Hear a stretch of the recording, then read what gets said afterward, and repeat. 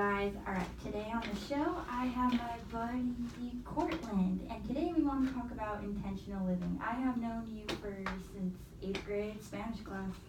Mrs. Newman's Spanish class. Mrs. Newman's. And me and you were always just the smiley wilies. We're both Tauruses. Mostly you. Did you watch that Taurus video I sent you? I watched a second of it.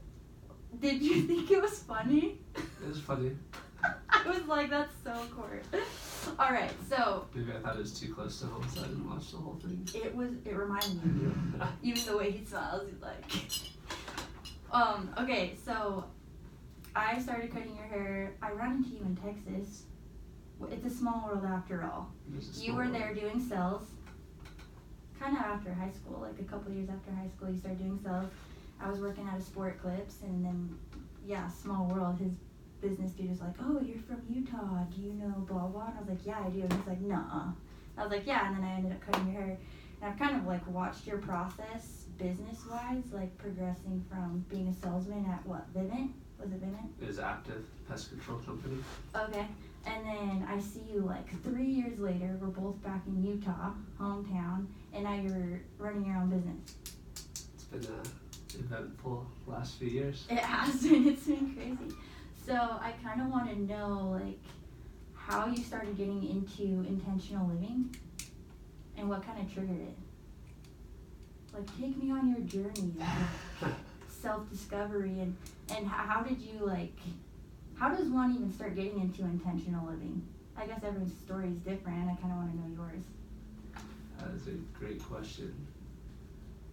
Do you remember when you were cutting my hair like 6 months ago and you said, I'm super, you may have used the word intentional. I'm very intentional about the words I use because the words I use are spells. I feel like spells are words or spells. I was like, that is a really weird way to even think about that. But then the more I thought about it, I was like, the fantasy aspect that people think of casting spells is what words are. They're creative acts.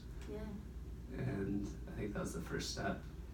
After I had the desire was to write it down what I wanted my life to look like. And so I did that. Wait, you did that after I said words are spells and you got weirded out? Well, no. I had I had written down all my goals. Okay. And when you said words are spells, it made me realize, yeah, they actually are. Like, I went back and reviewed the goals that I had written when I'm 28 now, and I think I was 21 or 22 and wrote these goals, and I was living in some student housing at school and eating rice and beans, didn't have a car, was working at Wells Fargo part-time to pay for school and on scholarships, and I remember writing down the biggest number that I could fathom, and I think it was $500,000. Just wow. If I could have a business that would one day sell for $500,000, like that would be it. Yeah. And then I went back and reviewed my goals. This was a couple months ago. And just so many of the goals of where I could dream and how far my mind could go back then were things that had been attained and so much smaller than the goals that I've set moving forward. But I think that's probably the second step is writing everything down. The first step is a desire to do it. And I think that comes from, for me, it came from a point of suffering where I was put in certain situations throughout my life and felt like either I never wanted to be in that situation again or I never wanted anybody that I loved to be in that situation again. I thought that money was a way I could help myself come out of some of those situations and help other people come out of those situations. So that's really the first step and driving motivator behind all of it. Which is kind of interesting because it stems back to kind of selfish intentions. But I always say selfish and people instantly kind of go like, well, no, like selfish has such a bad stigma behind it. But at the end of the day, you're doing it for your peace of mind and a peace of mind for your family because you love them and family's everything. I think you and I are both really family oriented. So it's almost like I don't want to suffer in this short life and I don't want my loved ones and my family to suffer. so I want to make some money so I can live large and help others in my life. So it's almost ironic that the selfishness is actually helping abroad, like a lot of people in your life.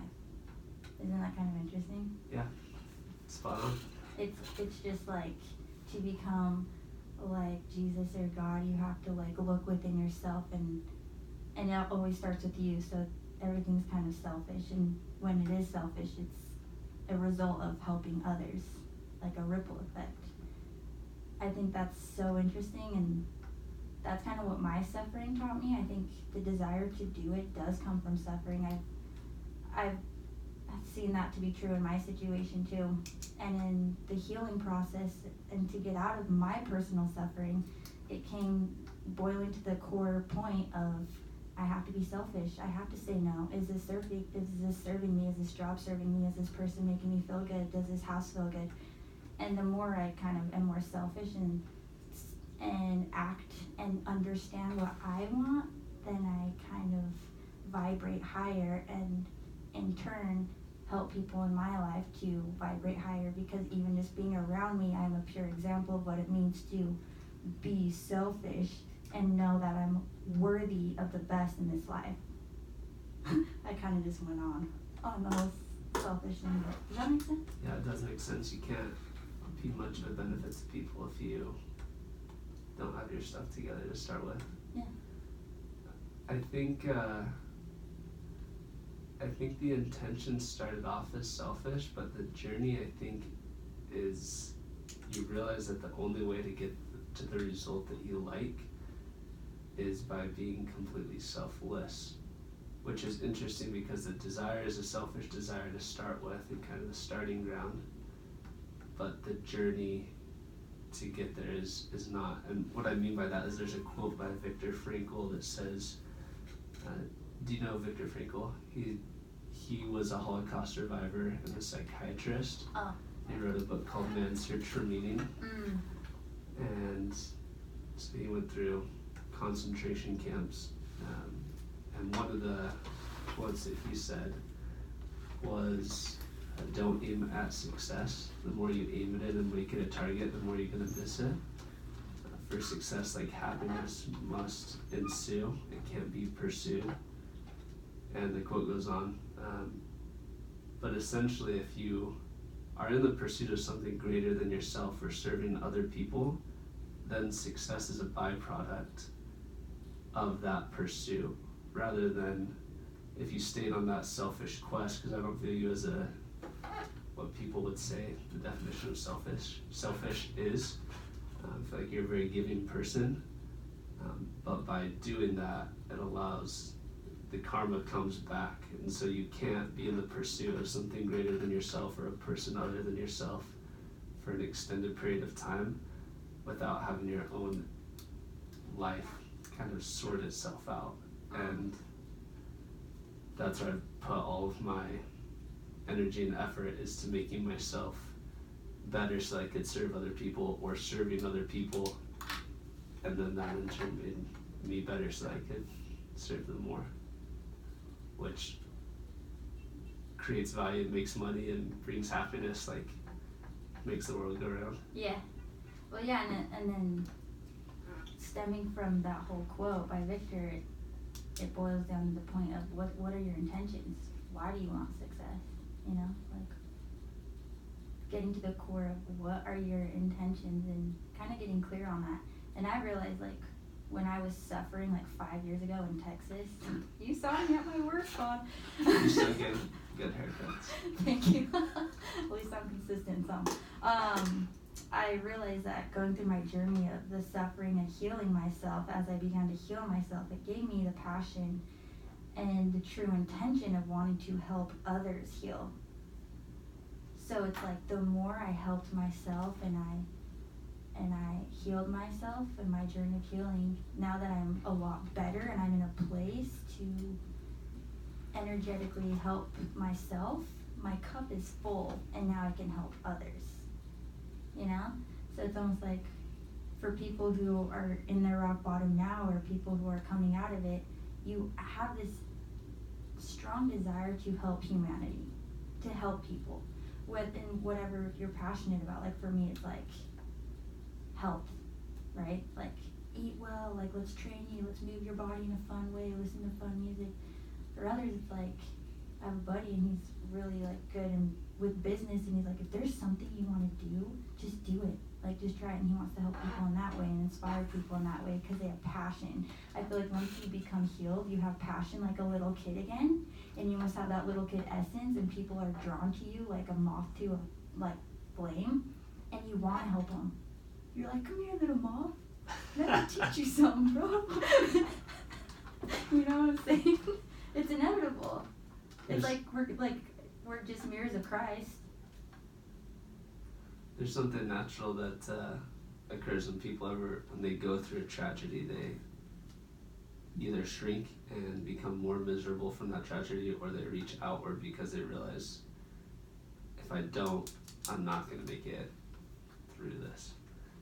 And so I think that pattern happens a lot. You asked, what does success even mean? That's a great question, so.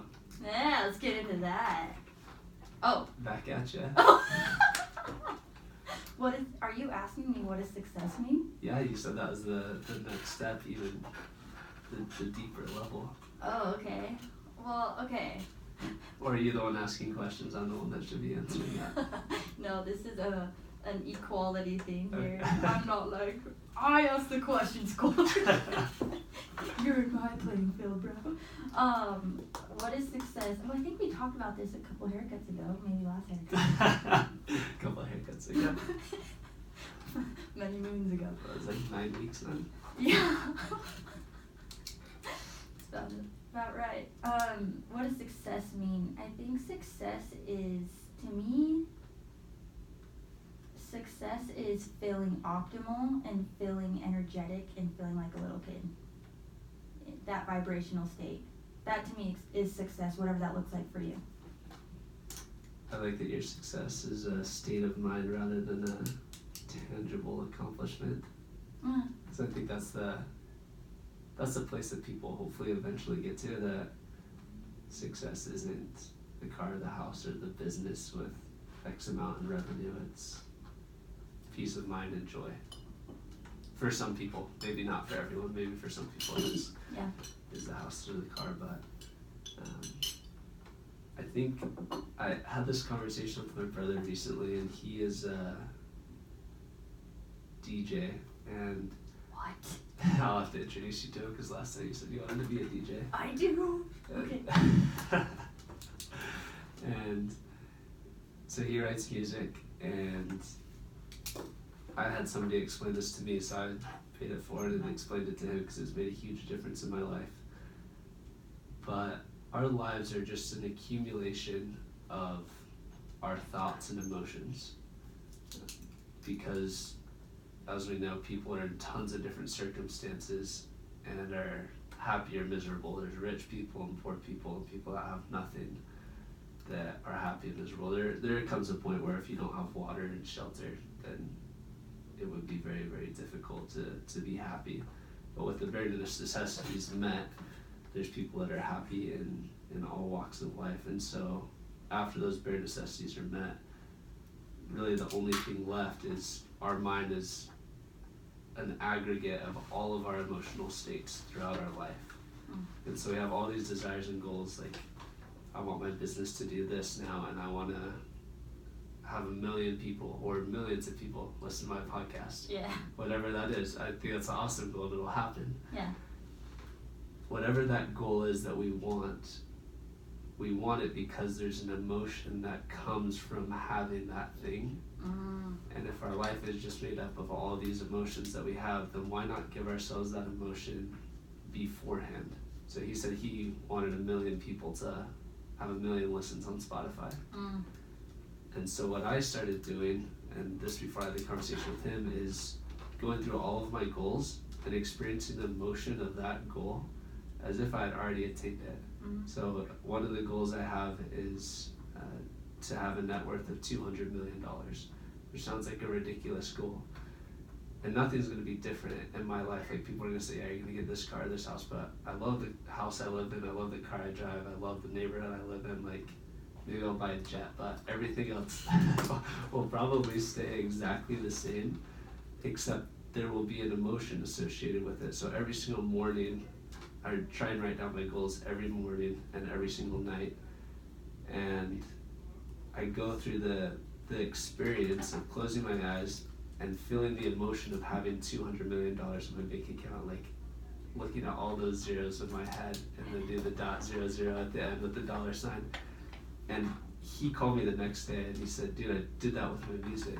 I just had the exact experience of a million listens on Spotify for my song. And whether that actually happens or not, that's all life is that emotion, so why not experience it? And when we do experience it, we naturally have it happen in reality. But just what you were saying, that success is a mindset, not a thing, I think it definitely is, and it starts with the mindset. Oh man, I love it.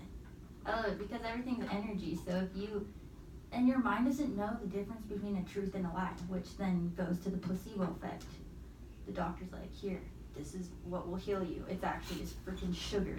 And oh my gosh, doc, thank you so much. You're so, yeah, it was sugar. Oh my gosh. And he gets to charge you for it? Yeah. That's a whole nother round. That's another podcast episodes, fun episodes. For sure. Yes. I feel like I could talk to you all day. This might be a 3-hour podcast, you guys. Hey, Joe Rogan does it. JoJo's gonna do it. Okay. So if your mind doesn't know the difference between a truth and a lie, and we are emotional beings, and emotion is ruled by water, and if we are as of the earth, which is 70% of water, we're literally walking cucumbers with emotion. So if we could actually feel the emotion within our bodies, the body of water, then vibrationally, like you said, it's the law of attraction, we will start attracting what we're feeling, right? So that's why everyone's like, well, go work out if you're having a shitty day, because then you're going to release the chemicals of feeling good, and then when you start feeling good, you start attracting good. You know what I mean? So I think that's such a beautiful point. And yeah, the mind and the body, it's just crazy how it's one vessel. I was at my buddy's he brings a group together, and we do Byron Katie's work. I don't know if you guys know Byron Katie. Do you know Byron Katie? Not the Anatomy of Peace. What's Buried Alive Never Dies? Sure, I think she has Not like that 3 one. books. I don't know, but I started going to these groups, and I thought it was like a weird cult, and I was like, she's Byron Katie, but she's a big spiritual guru. Everyone look into her if you guys don't know her work. But basically, she gives you a worksheet to do to literally turn any anger, bitterness, resentment, any negative feeling. She teaches you how to play alchemy and turn it into love. So for example, I went to this group, I came in all cocky, had a high ego. I was like, I'm gonna teach these weird cult people, like, what's up? Honestly, I came in on my high freaking horse.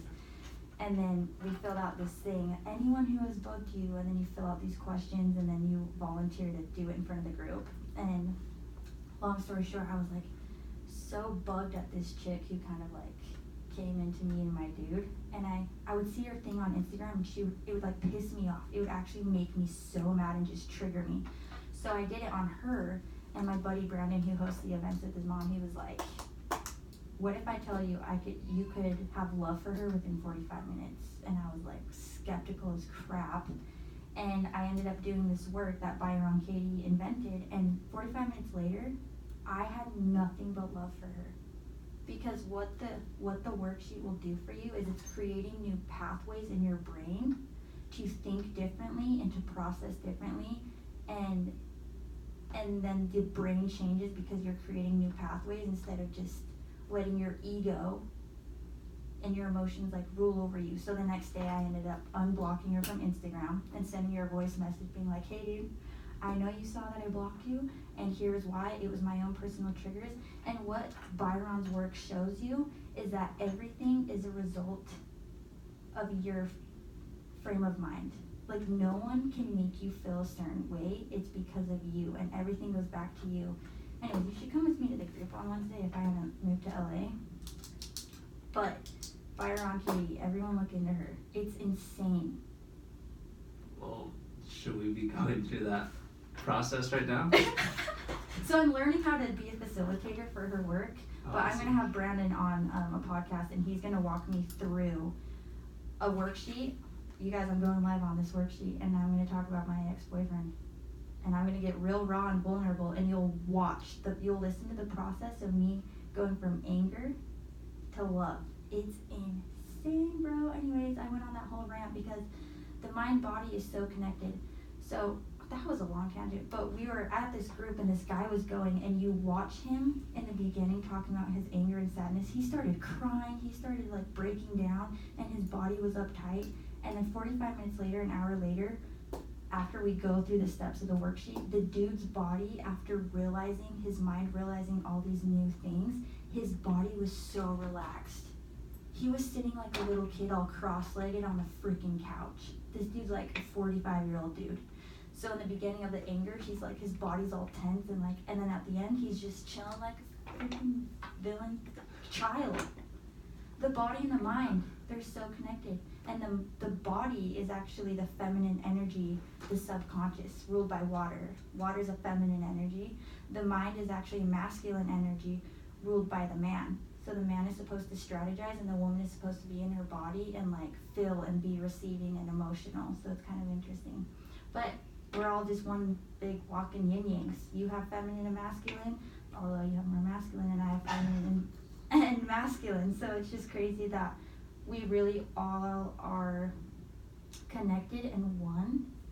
And it's just, I'm getting into a tangent, but yeah, the mind-body is definitely one vessel. So yeah. You said something that reminded me of this process. I think it was that our realities are based on our mindset, kind of what shade of glasses you're looking at the world through. Mm-hmm. Did you ever, I'm sure you saw this video in psychology where they have one team all in white t-shirts and one team all in black t-shirts, and they're tossing a basketball back and forth. Yeah. You're supposed to count how many times the white team touches the basketball. Yeah. Did you ever see that? No. Oh, I don't want to spoil it for you. Spoil it. So you count, and I don't remember how many times it is, but it's like 1 minute of them passing this basketball back and forth. And the point of the movie isn't how many times they pass this basketball back and forth, because you rewatch it and the teacher says, okay, now stop counting how many times they're passing it and actually watch what's happening. He sees kids passing the basketball, and this person in a gorilla suit walks out and starts doing this dance in the middle of them passing the basketball. They're like having to move around him and pass it, and then walks off the screen. And you're like, there's no possible way that is the same video that I just watched. Oh my. Because I just watched him pass the basketball 11 times. I was paying extremely close attention, and I did not see this gorilla. But it's the same exact video. Trippy. And so you're like, holy cow, I can't believe that I am so narrow-minded and focused. But your perception of reality and in truth, what reality really is for you, is very filtered through the lens that you're looking at the world through. Totally. And there's this process that I was taught recently, actually, and it starts off with facts. So, for example, we are doing a podcast right now. That's a fact. Anyone looking at this situation would say, Paige and Court are doing a podcast. What's that? Jojo, Spice, and Corts are doing a podcast right now, and for whoever's listening now, some blackmail is out in it. That's what they have on you now. Yep. So that's the fact that this podcast is happening. Now we're able to have thoughts about what that podcast means. One person might think they're in a room having a podcast and it's the last podcast that will ever happen. Another person will say, this is awesome, this is going to turn into the next Joe Rogan and be tens of millions of views on this podcast. Both of those thoughts have different emotions attached to them. Totally. And those emotions cause people to take certain actions based on what emotions they had. One person that has the emotion of this is just a one-time thing. There's no follow-up, there's no courage, there's no anything. The other person says it's going to turn into tens of or hundreds of millions of views. Yeah. Says these are the steps I'm going to take this. I'm going to market myself. This is what I'm going to do with it, and then that equals the results in that person's life. And so I don't know if I've been particularly intentional based on my own like God-given talents or whatever, but I've been very intentional on what thoughts I put into my head, because that determines the lens through which I see all the facts in the world. And so if I'm reading a book or listening to a podcast or listening to music that inspires me to look at a problem, and you see every problem as an opportunity rather than something that can defeat you, then the same fact for one person becomes $1 billion business, and for the other person the thing that causes them to go into depression and not get out of bed in the morning. Dang, that is juicy. That is good stuff. Because I think as a human, as a conscious being, we are living in the senses. We can see, we can taste, we can hear, we can touch, and with those senses, those primal senses, triggers thought, and then with thought triggers emotion, right? So if we are intentionally choosing what we're watching on TV, what we're listening to, what people we're around, what humor we choose to engage in, like what jobs and environments we choose to engage in, when you're intentional and picky Vicky, then you start creating your own intentional reality. That's what it is. It's being intentional of, I want to paint my walls more of a blue or a purple because it's calming to me. I'm intentionally conscious of what's making me feel good and where my energy is at, and if this music is actually bringing me down and stressing me out and triggering my cortisol, and it's in everything. It's what does my car feel like? Is it stressing me out because it's dirty and I need a deep cleaning? Because this car is a reflection of me, and my house is a reflection of me, so I want to be intentional about what the vibes are like, what's in my house, where is there chi coming in my house, surrounding your vortex and surrounding your beautiful being around things that make you feel good. People, the things you have in your fridge, what you eat, what you watch. I cannot watch much because I'm so sensitive, and things, I'll notice my body getting tense or stressed, or I just see straight up bullshit, and I'm like, this is so dumb. I could be listening to something soothing or something that's uplifting, and the more conscious I become and the more intentional I become, the more good I feel and the more I tap into my essence, little 6-year-old JoJo. I just feel good.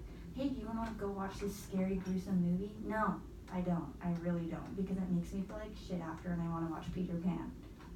I just don't want to. No, I really don't want to go party with you because I don't feel good after, And it's just being conscious of, do I feel good right now? Does this person uplift me? And then you have to grow the balls to be I'm going to kind of cut this out of my life a little bit. I'm going to take some space away and just do what I need to do for me in order to feel good. And then you start to vibrate higher and attract better because you're feeling better more consistently. And I think the more consistent we are feeling good, the more it's like Abraham Hicks stuff, the more good will flow in. So the more we close old doors, the more new doors will come in, because it's law of attraction. God is wanting to send you the good stuff. You just have to suffer for a minute and get rid of the old stuff and not attach emotionally onto the old, onto the baggage, onto the stuff that actually makes you feel weighed down, feel dark, feel anxiety, feel gross, I think that's the definition of integrity, is living in alignment with those thoughts, right? Everyone has those thoughts, and some people say, well, I can hang with this crowd, it's not going to affect me, or I can eat this because it feels good. Yeah. But then it's not in line with their true person, and so that sounds ridiculous that a diet or cheating on a diet could be the determining factor on whether you have integrity or don't have integrity. Mm-hmm. There's a quote that I like that says, be careful how you interpret the world. It's like that. And I love that because it's just like, yeah, exactly what you were saying, the friends that you hang out with, the books you read, the music that you listen to. The world is exactly that way. And probably the biggest, the most important of all of those, I would say, is the people that you hang around. There's been a lot of studies that have shown that your income, your happiness, your really everything, your religion is all going to be very similar to your zip code. And so be careful where you live, be careful with who you associate with. Probably being careful is the wrong word, intentional is a better word. Intentionally spend time with people that are going to lift you up, and that doesn't mean that you don't spend time with people that you feel like aren't on the same level as you, because every single person in the world is in one way or another better than me at something. And so every interaction I have, I can choose to focus on that thing that they can teach me and that I can be bettered from. So even if there's somebody that you feel like you need to cut out of your life, maybe you just need to lower the amount of time you spend with them, and then when you're with them, provide them opportunities to teach you those qualities that you wish you had more of. I love that, because sometimes my mind can go to the extreme of like, just cut them out, bro. But I mean, it's kind of like a DNA strand. They'll weave in and out all the time if they're supposed to. Sometimes they will just kind of fall out of your vibrational field. But let's say it's family or just like a really good friend. Let's just go get lunch, and a good hour is a good time frame, and that's setting boundaries. I was listening to Till Swan, and I was really angry at this guy who broke up with me as my first breakup, and I was like, how to get over anger and resentment. And I looked up Till Swan came up, and she said anger and resentment exist because boundaries were not set. And that hit home. I like it because she got to the core of why these emotions will linger and be triggered. It's boundaries. And you have to be intentional to set boundaries, because you have to understand what are my boundaries with this person, with this situation? What do I feel right now? You walk into a work party or whatever, you kind of have to tap into your younger self, like, hey, little Cortland, little jojo, how you feeling? What do you need right now? Well, I'm kind of thirsty. Maybe that will get my mind off all these people, and then just go from there, you know?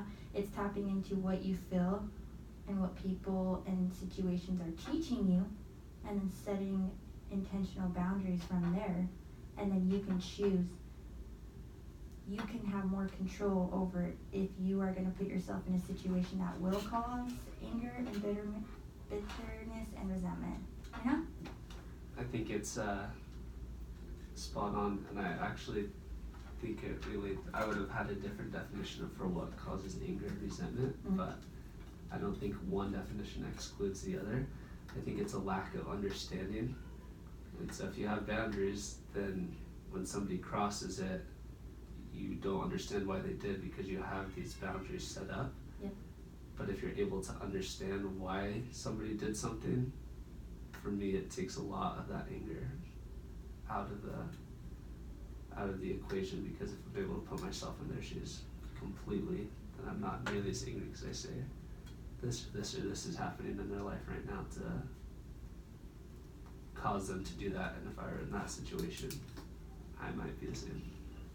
That's such a solid point. Because my mom is always saying everyone is running off a lack of information, and it's true. I mean, we are thinking so much, but what are we actually saying? Very, very, very, very, very, very little. Like, honestly, we hold back on so much because we don't want to hurt people's feelings. And I think people clash because people are lacking communication, and they're lacking certain communications because they're scared to be vulnerable, because maybe they're insecure, or maybe they don't want to hurt people's feelings.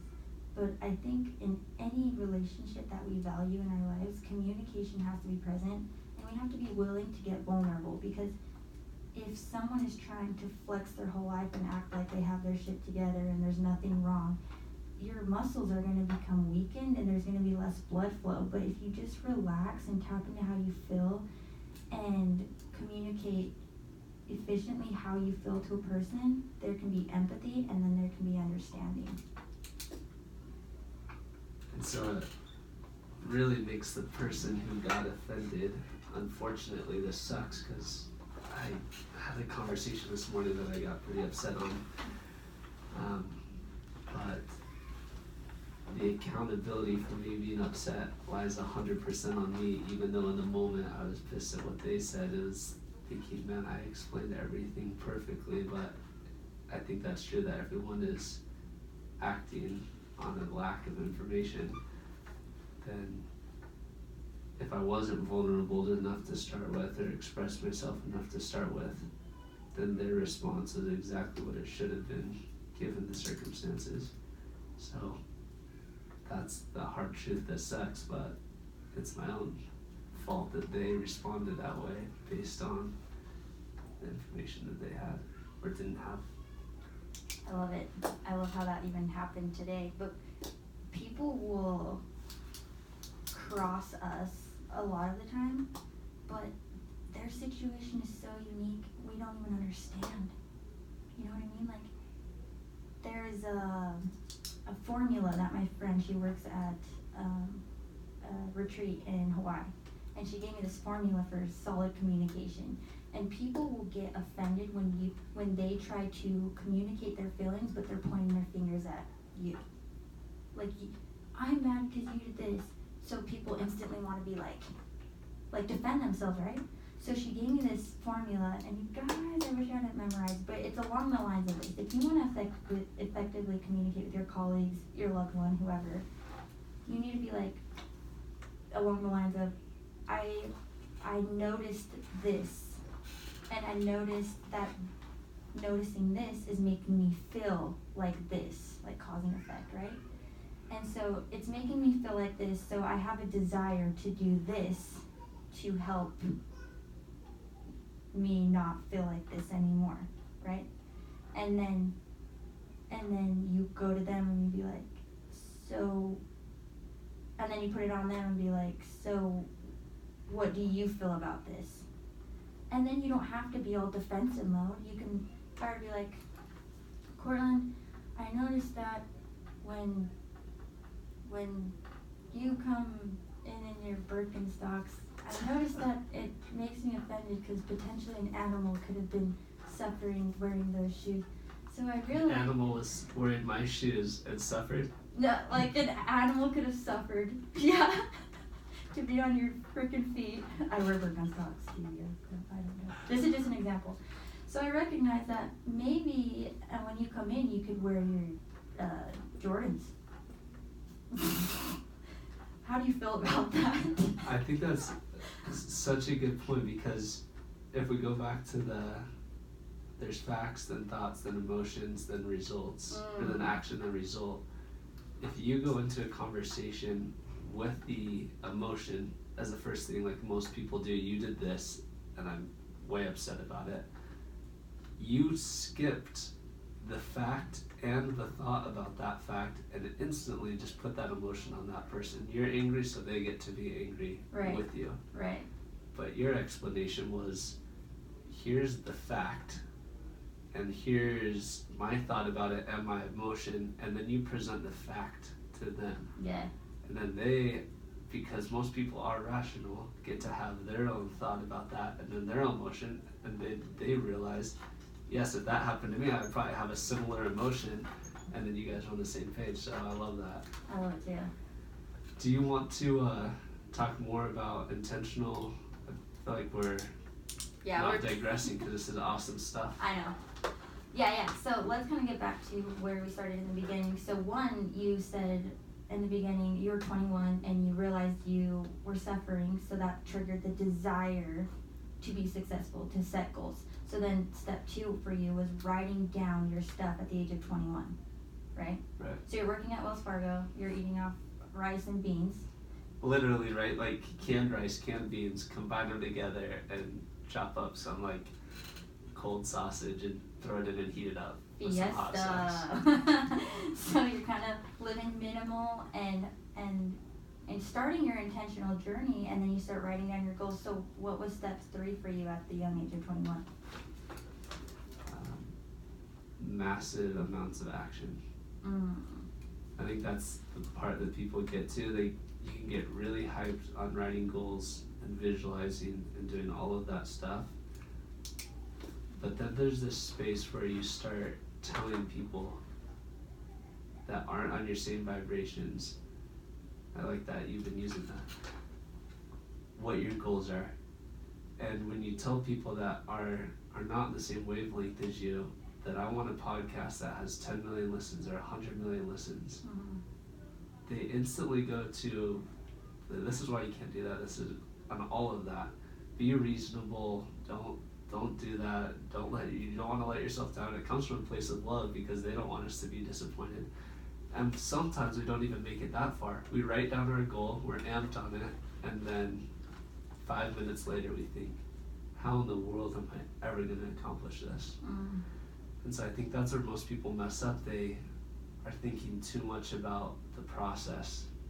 And so then they are so process focused, they say, okay, instead of being an entrepreneur, instead of going after this goal, because I don't see a clear path, which that's why you're going to make so much freaking money doing it, or that's why you're going to have such an impact, or that's why you're going to make such a dent in the universe, because no one's done it before. Yep. But they go back to this process. Okay, I need to see a clear path from A to B, and so I'm going to go to 4 years of undergrad, then I'm going to go get my master's, and then I'm going to go do this profession, which is awesome for a lot of people, but doesn't always stay completely in line with that integrity of saying, I really want this, or they shoot that down for the assurance of that process. So skipping the process and saying, okay, I just want this, let me go figure that out. There has to be at least one person who has already done that or something similar. So I'm going to go talk to that person and figure out how they did it. Yep. And then that's what kind of starts that process. I always knew I wanted to start a company. I didn't know what the company was going to look like, what kind of company it was going to be. Any of that stuff. I had no where the money was gonna I have no money, no car, rice and beans. To now it's I think 6 years later. I used to work as a teller at Wells Fargo, and we just landed Wells Fargo as a customer. Like that switch that happened in a short amount of time only happened because I set a massive goal and then figured out a way to make it happen after the fact because I took massive amounts of action. Now Wells Fargo's working for you. That is so rad. That is so cool. And I kind of get really short with people who ask me these particular questions and wanting me to get detailed. I'm like, bro, the devil is in the details. Straight up. You could sit there and worry about the details all day long, but then you're sitting there getting nowhere and time is flying by. For me, I think it's like do the Mel Robbins, the 5-second rule. 5, 4, 3, 2, get your ass up and start going. Just start taking action. Once you start moving your subconscious, your body, your mind doesn't have time to overthink it because you almost you tap into this intuitive flow of you just start going and it just starts doors opening for you. It almost becomes effortless once you know what you want and you just start getting out of the house to go talk to a guy or DMing this person, be like, hey, can I buy you lunch and blah, blah.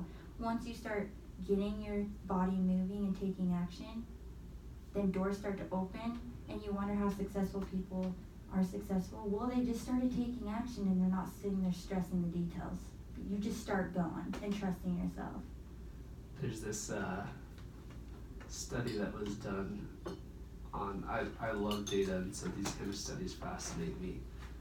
And they were trying to highlight who, if they could identify in, I think the age was 6 to 12-year-olds, who was going to be a professional athlete in basketball and baseball and ice hockey.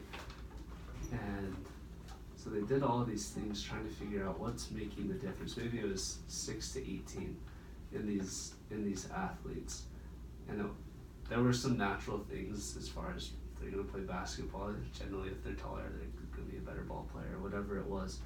But then there was the 6'8" basketball player and the 6'8" basketball player that weighed the same and everything else was similar. And then they had tons of examples where this would happen. They had one of the basketball players who went to the camps, was taught everything that he should do, every single play, and the process was laid out for him. Yeah. And he didn't make it into the NBA. And the other ball player was playing tons and tons of basketball, and there wasn't this process. There wasn't he knew how to pass, he knew how to shoot, but he had the freedom to pass the ball behind his back or over his head or joke around or mess up. Yeah. And those were the ones that were making it into the NHL and the NBA and the MLB, because there was this new creativity that was coming to the sport that wasn't there before. I listened to a YouTube video by Peter Thiel today, who's the founder of PayPal.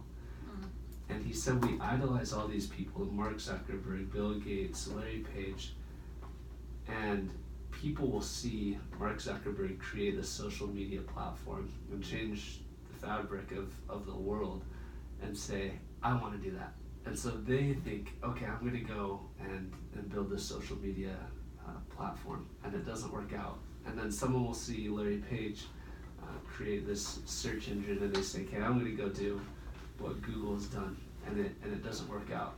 And he said, you don't get successful by copying what the successful people have done, because that's what they've done. They've done something that they didn't copy somebody. So it's like this. They can't both exist. If you copy Mark Zuckerberg, you can't, because it's already been done. You can't create another Apple computer. You can create something else, but that's the example that you should follow. Yeah. The creation of something new rather than trying to copy what's already been created, because even if you do it perfectly, you're too late. It's not going to be the same result. Well, and I think creativity is a divine feminine energy.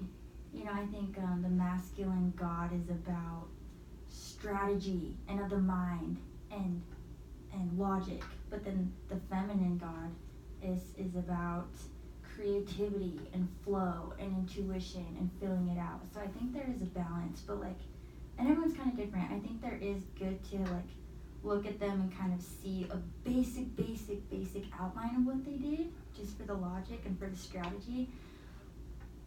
But then, you know, everyone's so different, and everyone's creative. We're all creative because we're from a creative God. Everyone should be creating. We're all creating our lives right now. So for me, people are so what are we going to talk about? Do we have structure? And I'm like, no, dude. If I have too much structure on my podcast, I get too much in my head, and it almost paralyzes me. Analysis is paralysis, is what I have found to be true for me. So I just have to kind of flow. And I guess everyone's balance is different, but I love that. I love how kind of find a foundation of what's worked for entrepreneurs. The more podcasts I listen to of successful people, there is a basic outline. You know, a lot of them are doing certain routines and all of that jazz. But at the end of the day, what is it going to look like for you? What blueprint are you going to leave that's so unique to you? What makes Mark Zuckerberg, freaking all these successful people, better than you? They're not better than you. They just trusted their creativity. And we all have it. Just go freaking do it. The pursuit of something greater than oneself, right?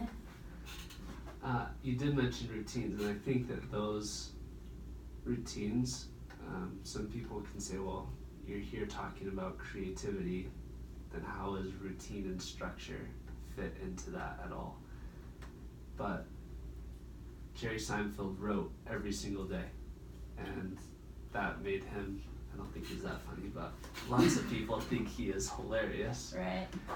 But that structure in my life is waking up early every day, doing some of the small things that facilitate creativity in my life that if I didn't do, I would get caught up in the day-to-day of my business and would never be able to grow and never be able to go to the next stage, because I'd be so focused on the doing that I wouldn't have time for the creativity. The flip side to that is you still have to put in the 40 hours a week or 50 or 60 hours a week on the doing. And so if you are, it may be good advice to somebody who doesn't want to work more than 40 or 50 hours a week to go through the process, and that's awesome for some people. they're probably not listening to your podcast if they're in that category. Probably not. Maybe you are. It's cool. But the ones that are dreamers and want something more than what their parents had or what they see in society, or want the world to be different, they want it to be better for everybody, they're going to have to be putting in 50, 60, 80-hour weeks or 100-hour weeks if you're Elon Musk. Yep. To be able to accomplish that, because just since you can't spend all of your time in the day-to-day doesn't mean that it doesn't still have to be done. You're still going to have to put your 40 or 50 hours in there, and then you're going to have to get your 10 or 20 or 30 hours of creativity from somewhere else. Yeah, it was crazy that last thing we talked about, the haircut. How much time are you putting into your business? And I had to like think about it, and I was like, well, my mind is thinking my business like all the time. Like 24/7, what can I be posting, what blog posts can I do? But when you have a passion for it, you can work those long hours. I mean, sitting there saying 60 to 80 hours a week, that would be like to someone who's working 40 hours and not loving their job. But if there really is passion and creativity behind it and abundance ahead of you, you can eat, breathe, and live it easily. Bring on 80 hours, bro. I freaking love this stuff. But yeah, it is a balance, like your routine and you taking the time to wake up extra early. And let's talk about your routine. Don't you wake up at like 4:30? I'm like, not close to that. He's like, I need a haircut. Can you do 5 in the morning? I'm all Cortland. It's You 5:15. already say I love you, bro. No, we can't do 5 in the morning. I do wake up very, very early. There's something that you just said. Repeat the last thing that you said before you went back to routines. Passion and yes, abundance. okay, yeah. The thing is, people are spending 40 or 50 or 80 hours a week passionate about something. If you look at, I can't even think of the word, and I'm going to get murdered by all my sports friends for saying this. But the football league on your phone, why can't I think of it? Oh, where everyone bets on stuff. Yeah, you get the draft and all of that stuff. This is horrible that I can't think of it. But the NCAA tournaments and watching football or basketball or playing video games or whatever it is, so people aren't just sitting for the other 40 hours a week where they could be working. They're spending some time on something they're super invested in. Oh yeah. And so if you can just focus that passion onto something that you love, then you're exactly right. It doesn't feel like work. They don't feel like it's fantasy football. That's what it's called. Yeah. It doesn't feel like work when you're doing fantasy football. But if you can leverage that and say, okay, I want to be an announcer, even though that's an extremely hard thing to do, why not you? Why not be the person? Yeah. Going back to the routines. Yeah. Okay, so every day except for one day a week, I wake up at 5 o'clock and I go to the gym until 6:15, and I get ready, get to work before 7. We'll meditate, go through my goals, read scriptures. That helps me focus my purpose, and then I have a phone call. My most important, we're a software company, transitioning into one, and so my most important aspect of my business is my IT. So I have a conversation with my CTO every single day at 8 o'clock, and we talk about what projects are being worked on and the timeline of those projects. And then I have had my day planned out from the day before, so I have 3 jam sessions, and the ideal, like the holy grail, is to have one. If you can get your day down to just one single task, like today I just need to do this, and if it takes me 15 minutes, I'm done. If it takes me 12 hours, I'll work until it's done. But just one task, and I've had a couple days where I can just get down to one task, but there's usually more things than that need to be done. But I try and limit it to at most 3, and if I have more tasks than that, then I'll have one task that's like my to-do list, and I only give myself like an hour and a half to do all those to-dos. And the smaller the company was, the more of those little minute to-do tasks I had. But as it gets bigger, now I get to say, okay, for this hour and a half, I tell my business partner we work in the same office, do you need anything, because I'm about to be zoned in. He says yes or no. If he does, we discuss it. If he doesn't, and I put in my headphones, turn my phone off, turn my notifications off, and I work for 90 minutes straight without any interruptions. I don't check email, no text, nothing. And it doesn't seem like that long, but if you do that once, you'll be exhausted, first of all, if you've never done it before. And you'll be like, holy cow, I just did more in 90 minutes than I usually do in 2 days. Because there's no distractions, there's no nothing. No one's talking to you. Your mind is completely focused on working like it's on steroids. So I honestly have no idea what that would be like. Steroids, if you're watching this on YouTube and not listening to the podcast. Because it looks like you're on roids. Yeah. And then I do that 2 more times throughout the day. And then I go home. I spend at least 1 hour every single day focused on my wife completely, no interruptions, same thing, put my phone down. And all of these things, I'm honestly not 100%. There's things that come up that make it difficult to be perfect at, but I am intentional at them. And then I'm asleep by 10, which is very early for most people. My wife does not like that I go to bed that early. Yeah. So she goes to bed with me, but stays up for a couple hours afterwards. And then it just repeats the next day. But yeah, the Holy Grail would just be having one single thing to work on. And then I only get up at 5-6 days a week because I promised my wife one night I will stay up past 10 o'clock. So You gotta give and take. that's the give and take, and she gives way more, and I could not be more appreciative of that. But so there's one night a week where I stay up past 10 o'clock and then sleep in past 5, wake up at 6 or 7. I love it. I just want to kind of relate this balance with the structure with the creativity. It's kind of like the ocean floor is really still, right? It's like silent and still and solid. But then the more you get higher to the surface, the waves are huge and every day is kind of different, and that's the creativity. So I think the morning routine kind of keeps you sane and like silent and still. And then as the day progresses slowly, you kind of go up to the surface, and that's when you can like ride the waves and go to work and have fun and like do, I just picture a surfer just kind of like, but then the sun goes down, the surfer's going down, and then go back to the floor. Is that a good way to put it? That's an awesome way to put it. And there was some days I just feel so freaking hyped. So I got to work at like 6:30 in the morning. I'd already been to the gym. Said, I don't have time for this meditation, all these goals. Like, I know my goals. I'm just insane. I'm a banshee. I'm going at it. Like, nothing can hold me back. Yeah. And so I did that, and there's maybe 1 or 2 days that I did that, and I was just moody, exhausted, like I'm usually super emotionally stable, and I was just like having these ups and downs, like, what the heck is happening? And I was less focused and getting less done.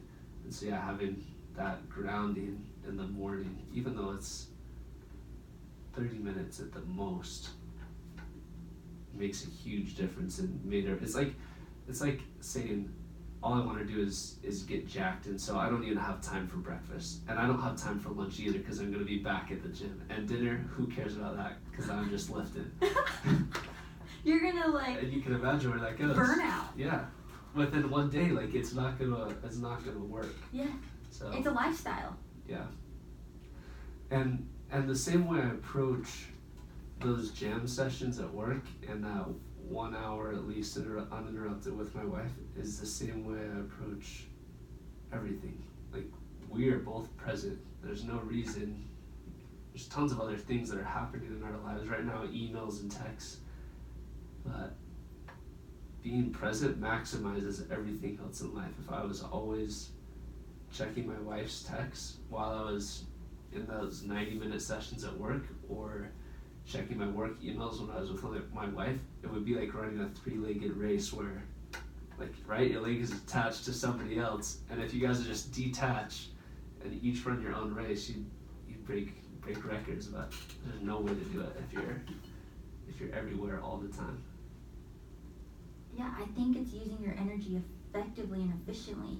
and then you have energy to give to your wife when you get home. You have the energy for your jam sessions, for your colleagues, for you. I mean, it's like you have to suffer a little bit and have some structure if you're setting boundaries, right? I love you, wifey, but I'm doing some jam sessions, so I don't have to stress with my 90 minutes with you, so I can be purely present with you. But if you were kind of checking texts, your mind would be everywhere, and then you wouldn't be as efficient, and then you'd be more stressed, and then you wouldn't be harnessing your energy like you could. So I think you're doing it right. You have to set the boundaries, and I like that. I freaking like that a lot. And Consistency. It creates consistency. yeah, it does. And my hat's off to her too, because she recognizes that my business is something I'm super passionate about, and so it's her giving to me as well to say, I'll go work on this because I know you're passionate about it. You mentioned suffering. All of it, it sounds so ridiculous and unreasonable, but it's kind of a masochistic approach to life where masochists love pain, right? Like they can't get enough of it, and that is probably not the best example to use because of the reality of that.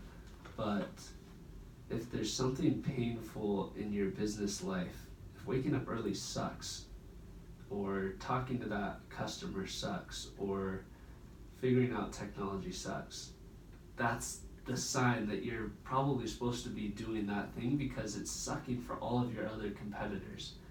And every time you pass one of those, first of all, it becomes easier to do.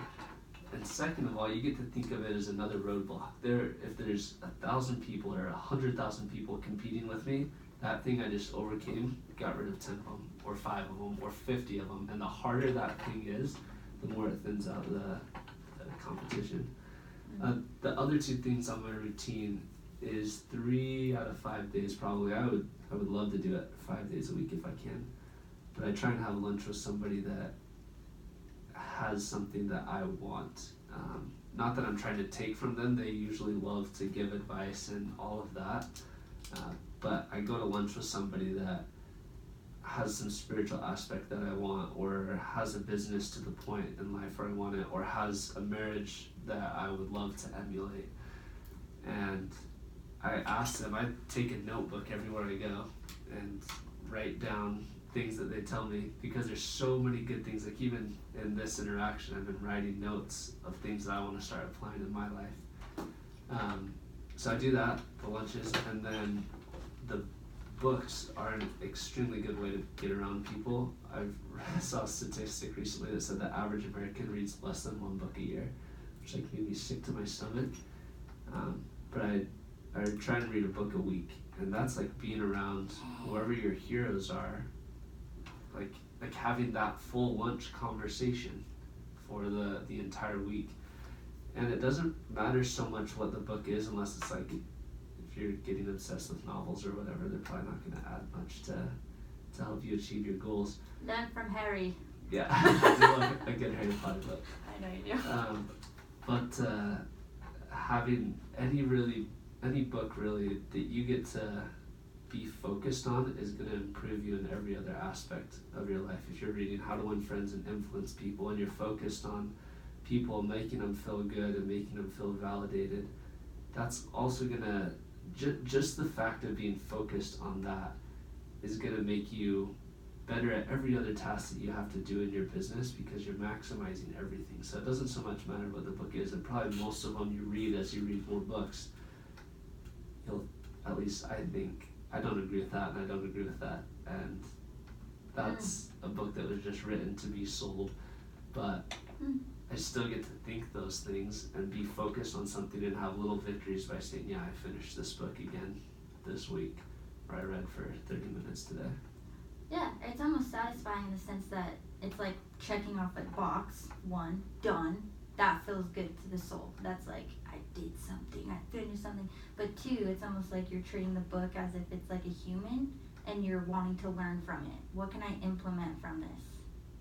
What can I learn that something I don't like and don't resonate? And then you're learning more about yourself and what you like and what you don't like. So freak, that's so sick you do that. See, dude, this is why I have him on my podcast. You know what I'm saying? That is crazy. Well, and I like everything you're saying because at the end of the day, it's boiling down to consistency, and the word "no bullshit life" came up to me. You're not trying to waste your time and energy. You are seeing how life is precious, and you're trying to live an intentional life of love and gratitude. You're really living a life of gratitude because of the life you're living. You're not wanting to or going to settle for any BS or time wasters or energy wasters, you know? It's freaking dope. Yeah. I like the quote that says, never waste a day away, or never wish a day away. Yeah. Never have a day where you're just like, I'm just gonna go back to sleep and wait for tomorrow to come. Love it. Probably the most important thing I learned going through all this, and you're gonna have people, you probably have had tons of people on this podcast that are far more successful than me, and you'll have tons more that are. But I've experienced a little bit, and the most important thing that I've learned is really there's nothing in life, like there's nothing in life that changes once you hit your goals. Like, yeah, you're gonna remove yourself out of those crappy situations. You might buy a little bit nicer of a house, whatever it is, but the root cause of whatever is making you unhappy right now is gonna be the exact same. And for me, it took me, I had this list of 4 or 5 things saying, I can't be happy unless I have these things. And at the time, I didn't think I was being that bold about it, but subconsciously, that's really what it was. Until I have this, I'm not gonna be happy. And then it took the attainment of all of those things to step back and say, my life is exactly the same. All the same insecurities that I had, all of the same things that I got upset about, my character flaws, they're all the exact same. And then that's what really allowed me to be happy when I realized there's nothing external that's going to change this for me. It's really just being happy because I chose to be, which sounds so cliche, but it's cliche for a reason. Cheesy but true, that's what I say. Yeah, it's like everyone was putting me on a pedestal because they're like, oh my gosh, you're moving to Hawaii. And I moved there, and yeah, it's all glamorous at first, and the first like week or two is like tropical paradise. But then after living there, it's like, what's the quote? As you go, there you are. It's like, yeah, you can be in paradise, but at the end of the day, it's your head that's hitting that pillow, having to deal with the same limiting beliefs or, you know, abundant beliefs, whatever. I just realized my temple, my being, my vortex is always going to be my home and my number one, no matter where I am on this planet. It's within me. It's my spirit, right? Yep. And then, yeah, I was talking to my buddy, my other Tesla driver. You met him the other day at the haircut. And we were talking the other day, and he was like, yeah, let's say you had $1 billion. What would you do? And we all were like, well, I'd pretty much be doing the same thing that I'm doing. And that little tweak was just like, dang. So why am I having this mindset of like, I'm not there yet? It's like, no, you're there now. You're there now. I mean, yeah, you might maybe buy some more like nicer things for the home, car, whatever. But at the end of the day, you're living how you want to be living. We don't need much. You know what I mean? And that's an important question to ask yourself. What would you do differently if you had $1 billion? Yeah. And whatever that answer is, you should probably be doing that. No matter if what it's situation. Helping people, if it's whatever it is. Because if you can do that right now, you're gonna probably find out. I had a buddy say, yeah, I would go golf every single day, or I go live on a tropical island, and it would just be amazing. Figure out a way to go do that for a month, and tell me if that's what you want to do for the rest of your life. Bomb. No one is gonna want to, and then they're gonna figure out what I want to do, and maybe what they're already doing is their passion, but with that switched paradigm, it's I can put 80 hours a week into this because it is what I want to be doing. It's a choice now, because if I had $1 billion, I'd still be doing this. Yep. Yeah. And I think it's for me, I'm all about jumping in the fire. If there's something you want to do, if there's an opportunity, jump into it. Jump into dating someone, jump into the job, jump into anything that triggers your fancy, because the faster you go into it, the faster you'll learn if you want more of it or if you don't. And the more you jump into situations and opportunities and anything that has a spark for you, the more you're going to realize and get more clear on what you want out of life. So go do it. Like, freaking get alone and go freaking travel for a minute, and you'll learn so much and have more to offer. You'll have more tools in your toolbox, if you will, for life. You know? And like for me, sometimes I'm skeptical to date people because I'm like, what if this happens and this and this and this? And then I'm like, no, just jump into it full on, and if it's meant to be, it'll be, and if not, it won't. And then I'll feel better. Because I would hate to have the mindset of shoulda, woulda, coulda, and what if. That scares the crap out of me. Yeah, that would be the worst. It would be the worst. So just jump into the fires, you guys. Just do it. Yeah, I really like that. I think we should end on that now. So this was freaking solid. It was awesome. I think I'm gonna have you back on here. You guys, please give me feedback on any comments, questions. I appreciate you guys listening. And Court, I'm so happy you came, and I'm definitely gonna invite you again. Thanks, JoJo. Oh, Is it good? yes! Sweet. That was so freaking fun every time. Wait, I really hope.